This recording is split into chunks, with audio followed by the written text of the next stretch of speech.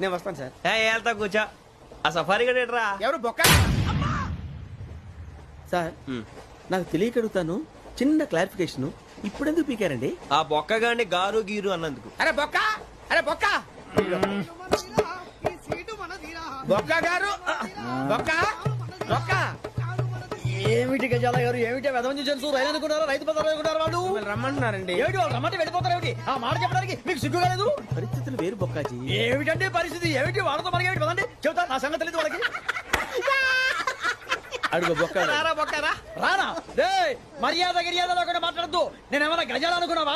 ఏంట్రా రెచ్చిపోతున్నావు? రెచ్చిపోక ఏం చేస్తావా? కొడతావా కొడతావా కొడతావా నిన్ను కొట్టాలంటే పెద్ద ఆలోచించావేంట్రా? చూసావా ఎంత సింపుల్? అవును రే, ఈ సఫారీ నీకు అంత అవసరం ఏంట్రా? నచ్చలేదా సార్ మీకు? పరమ చండాలంగా ఉంది. ఇంకెప్పుడు వేసుకోండి సార్. వేరే బెల్తి, డబ్బు ఎందుకు సార్? వేరే బెల్తి. నీకు తాడు ఇచ్చేవే బాబు నా మాటని. Hands please sir. అయ్యి బాబోయ్, అమ్మో.